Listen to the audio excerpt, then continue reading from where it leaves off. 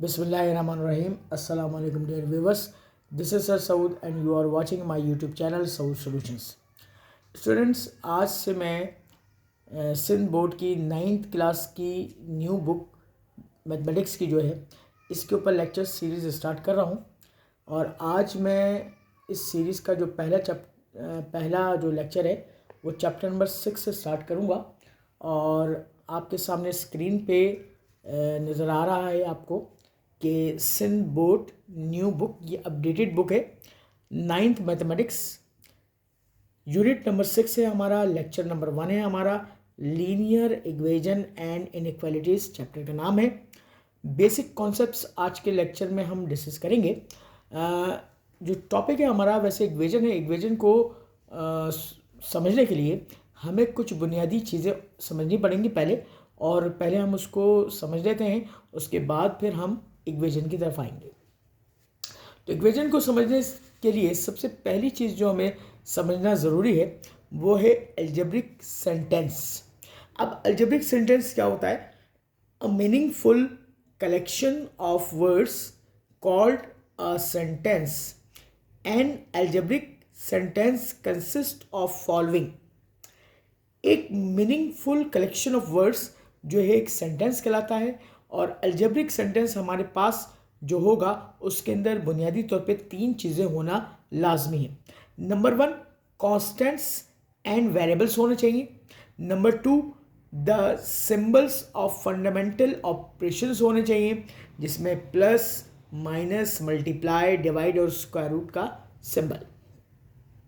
तीसरी इंपॉर्टेंट चीज़, relational operations होने चाहिए या ऑपरेटर्स होने चाहिए। वो क्या होते हैं? इक्वल टू का साइन हो सकता है, नॉट इक्वल टू है, ये लेस देन है, ये ग्रेटर देन है, ये ग्रेटर देन नॉट इक्वल है, और ये लेस देन नॉट इक्वल है। अब यहाँ पर हमने ये समझा कि अलजेब्रिक सेंटेंस वो सेंटेंस या वो जुमला होता है जिसमें वेरिएबल कांस्टेंट शामिल होंगे, और उसमें से ये ऑपरेशंस ये वाले भी शामिल हो सकते हैं और ये वाले भी शामिल हो सकते हैं। तो उसको हमने कहा कि वो अलजेब्रिक सेंटेंस कहलाता है। अब आइए आगे हम देखते हैं कि टाइप्स ऑफ अलजेब्रिक सेंटेंस क्या होती हैं। तो देखते हैं टाइप्स ऑफ अलजेब्रिक सेंटेंसेस। हमारे पास नंबर 1 करेक्ट सेंटेंस हो सकता है। करेक्ट सेंटेंस क्या हो सकता है? The sentence which are true according to the given condition are called correct sentences. वो तमाम सेंटेंसेस हम करेक्ट सेंटेंसेस कहेंगे जो अपनी कंडीशन के हिसाब से क्या हो? ट्रू हो। अब जैसे एग्जाम्पल है कि 3 + 5 = 8 होता है, ये बिल्कुल सही बात लिखी हुई, ये करेक्ट सेंटेंस होगा। एग्जाम्पल नंबर 2, 2 + 3 = 5 होगा, ये भी बराबर है, ठीक है, ये दुरुस्त यानी कि करेक्ट सेंटेंस होगा। फिर तीसरी एग्जाम्पल है 5 < 6 यानी कि 5 छोटा है 6 से, ये बात भी सही हो गई। तो इसका मतलब है ये सेंटेंस भी हमारे पास करेक्ट सेंटेंस होगा। इसके बाद हम आगे बढ़ते हैं नंबर 2, इनकरेक्ट सेंटेंसेस के ऊपर। इनकरेक्ट सेंटेंसेस क्या होंगे? The sentences which are not true according to the given condition.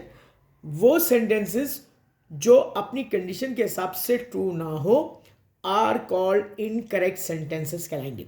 Example देखिएगा, अगर मैं ये कहूं कि 9 - 7 = 5 होता है, तो हम कहेंगे नहीं होता, तो ये इनकरेक्ट सेंटेंस हो गया। या 3 × 4 ये 12 होता है, मगर ये बराबर किसके लिखा हुआ है? 7, तो इसका मतलब ये बराबर सेंटेंस नहीं है, यानी कि ट्रू सेंटेंस नहीं है, इनकरेक्ट सेंटेंस है। या हम ये कहेंगे कि 10 ये ग्रेटर देन के सिंबल होता है, क्या 10 बड़ा है 12 से? तो ये गलत सेंटेंस लिखा हुआ है, इसका मतलब ये इनकरेक्ट सेंटेंस हो गया। अब हम आगे बढ़ते हैं।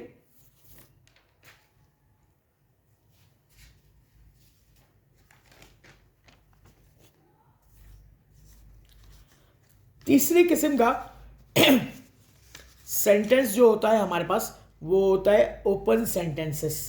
अब ये क्या होते हैं, आपको डेफिनेशन स्क्रीन पे नजर आ रही है। If we can not decide about the correctness और incorrectness of sentences unless the information are given about those sentences, such sentences are called open sentences। ऐसे sentences जिसके बारे में हम ये डिसाइड ना कर सकें कि वो करेक्ट सेंटेंसेस हैं या फिर इनकरेक्ट सेंटेंसेस हैं, तो वो ओपन सेंटेंसेस कहलाते हैं। इसकी एग्जाम्पल आपके सामने स्क्रीन पे नजर आ रही है। नंबर 1 कि x + 3 = 12 लिखा हुआ है। अब हम ये नहीं कह सकते कि x की क्या वैल्यू होगी कि ये ट्रू सेंटेंस हो जाए या फिर इनकरेक्ट सेंटेंस हो जाए। इसी तरह एग्जाम्पल देखें, y² + y = 6। अब यहाँ पर हमें ये बात पता नहीं चल रही कि ये जो सेंटेंस लिखा हुआ है ये अलजेब्रिक सेंटेंस तो है, क्योंकि यहाँ पर वेरिएबल भी मौजूद है, कांस्टेंट भी मौजूद है, इक्वलिटी का साइन भी मौजूद है, ठीक है, प्लस माइनस के साइन भी मौजूद है। मगर ये करेक्ट है या इनकरेक्ट है, तो ऐसे सेंटेंसेस को हम ओपन सेंटेंसेस कहेंगे। इसी से हम डेवलप करेंगे इक्वेशन की definition. An open sentences involving the sign of an equality is called conditional equation और सिंपली इक्वेशन।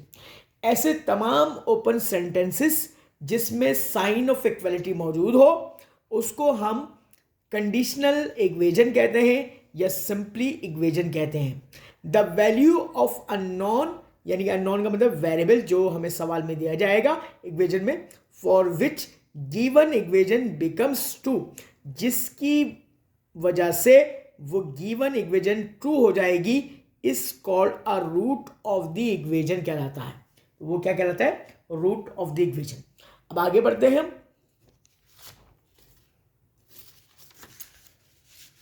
स्टूडेंट्स, हमारे इस यूनिट में यानी कि चैप्टर में जो मेन टॉपिक है वो टॉपिक दिया गया है linear equation involving one variable, यानी कि एक ऐसी इक्वेशन जिसमें एक वेरिएबल हो, और लीनियर इक्वेशन का मतलब होता है कि वेरिएबल की पावर क्या होनी चाहिए? 1 होनी चाहिए।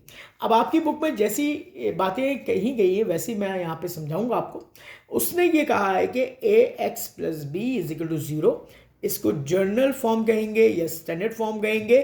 किसकी? यहाँ पर सिर्फ एक वेरिएबल होगा, जैसे लाइक x हो सकता है, y हो सकता है, z हो सकता है, और इसकी पावर हमेशा 1 होगी, तो इसको हम लीनियर इक्वेशन कहेंगे। अब इसकी एग्जाम्पल देखिएगा। अच्छा, वेरिएबल आपको सवाल में x भी दे सकता है, जैसे मैंने जनरल फॉर्म में लिख के दिखाई है, y भी हो सकता है इसकी जगह, z भी हो सकता है, एक्सेट्रा कोई और वेरिएबल भी दे सकता है। एग्जाम्पल देखिएगा, 2x + 5 = 0। यहाँ पे x वेरिएबल 1 है और इसकी पावर आपको 1 नजर आ रही है, तो ये linear equation involving one variable हो जाएगा, और हमें इस चैप्टर में इसी इक्वेशन को डिस्कस करना है। अब आगे बढ़ते हैं कि मजीद इक्वेशन को हम क्लेरिफाई करेंगे इस डिफरेंस से। आपके पास अक्सर बेशतर जो है ये सवाल आता है कि what is the difference between equation and identity. हमारे पास क्या बुनियादी फर्क है कि इक्वेशन और आइडेंटिटी को पहचान सके। तो देखिए, मैं ये यहाँ पर एक डिफरेंस बना के, कॉलम बना के आपको यहाँ पे पेश कर रहा हूँ। एक जगह मैंने लिखा है इक्वेशन, जिसे उर्दू में कहेंगे मसावात, एक जगह कहेंगे आइडेंटिटी, जिसे उर्दू में कहते हैं शनाख्त। अब देखिए हम इक्वेशन की डेफिनेशन पहचान चुके हैं। यहाँ पे ये लिख के मैं दिखा रहा हूँ एग्जाम्पल से। 3x - 1 = 5। यहाँ पे एग्जाम्पल लिखी, x - 1 का स्क्वायर माइनस x² + 2x - 1 = 0। बज़ाहिर तौर पर इक्वेशन की डेफिनेशन हमने पढ़ी थी जिसमें वेरिएबल होगा, कांस्टेंट होगा, साइन इक्वालिटी होगा, प्लस माइनस साइन होंगे, तो उसको हमने कहा था इक्वेशन है वो।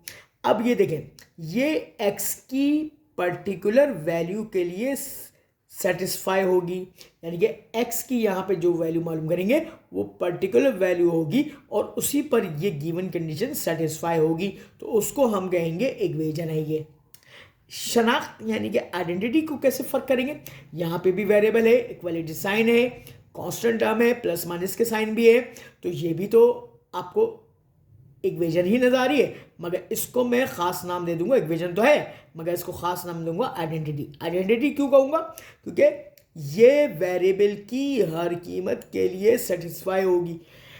यानी कि अगर आप x की कीमत 0 डालेंगे तो ये लेफ्ट और राइट सेटिस्फाई करेगा, +1 डालेंगे तो फिर भी सेटिस्फाई करेगा, +2 डालेंगे, +3, +4, +5, +6, यानी कि माइनस में भी वैल्यू डालेंगे, -1, -2, -3, -4, -5, -6, तो ये हर वैल्यू पर इसको सेटिस्फाई करेगा, यानी कि लेफ्ट हैंड साइड और राइट हैंड साइड का आंसर बिल्कुल बराबर आएगा, 0 बराबर 0।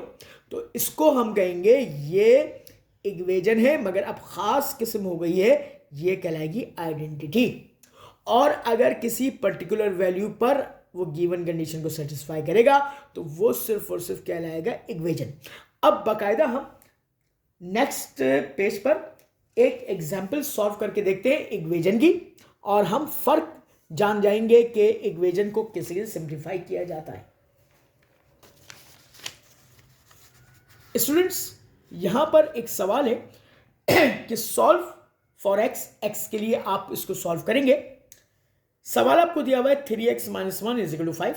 आपने क्या किया कि -1 को आपने इधर शिफ्ट किया तो प्लस का 1 बन गया। 3x = 5 + 1, 5 + 1 कितना हो गया बेटा? 6 हो गया। 3 मल्टीप्लाई कर रहा है, उधर जाके डिवाइड करेगा तो 3 × 1 = 3, 3 × 2 = 6, x की वैल्यू 2 आ गई। अब ये जो x की वैल्यू आई है, ठीक है बेटा, इसको हम कहते हैं रूट ऑफ द इक्वेशन, और या फिर इसको जीरो ऑफ द इक्वेशन भी कहा जाता है। और पहले आप इसको चेक करेंगे या वेरीफाई करेंगे। चेक की हेडिंग डाली या वेरीफाई की हेडिंग डाली, इसमें सवाल जो होता है यानी कि जो इक्वेशन होती है उसको आपने क्या करना होता है, वो ऐसे ही लिख लेते हैं। फिर x की जो वैल्यू पर्टिकुलर वैल्यू मालूम की है, इस वैल्यू को पुट करते हैं इसमें। पुट x = 2, तो जहां जहां x होगा वहां पर 2 प्लेस कर देंगे। 3 × 2 - 1 = 5, 3 × 2 = 6 हो गया बेटा, -1 = 5 हो गया, 6 - 1 5, 5 = 5। लेफ्ट और राइट बराबर हो गए, इसका मतलब ये इस पर्टिकुलर वैल्यू जो है इस इक्वेशन को सेटिस्फाई कर रही है, यही इसका रूट होगा। और आंसर में आप SS सोल्यूशन सेट कहा जाता है, = 2 के बराबर होता है। अच्छा, इस किस्म की जो इक्वेशन होती है, खासतौर पे जो हम 6.1 सॉल्व करने जा रहे हैं, 6.1 के जो क्वेश्चन नंबर 1 के जितने भी पार्ट्स होंगे बेटा, इन पार्ट्स में आपको वेरीफाई या चेक करने की जरूरत नहीं है। बस आप सिंप्लीफाई करेंगे, जो भी वेरिएबल दिया जाएगा, x दिया जाएगा या y दिया जाएगा या z दिया जाएगा, उसको आपने सॉल्व करना है और उसके बाद सोल्यूशन सेट की फॉर्म में आंसर लिख देना है। ये आपका 5 नंबर का सवाल एग्जाम में आता है। ठीक है बेटा, ये आज हमने इंट्रोडक्शन किया है इक्वेशन के बारे में कि इक्वेशन होती क्या है, इक्वेशन और आइडेंटिटी में क्या फ़र्क होता है बेटा, और अब हम इसको सिंप्लीफाई कैसे करेंगे। तो इंशाल्लाह ताला नेक्स्ट लेक्चर में मैं आपको एक्सरसाइज नंबर 6.1 सॉल्व कराऊंगा। जब तक के लिए खुदा हाफिज़, अपना बहुत ख्याल रखिएगा और चैनल को सब्सक्राइब ज़रूर कीजिएगा, लाइक करें, अपने दोस्तों के साथ शेयर करें। अपना बहुत ख्याल रखिएगा। अल्लाह हाफिज़।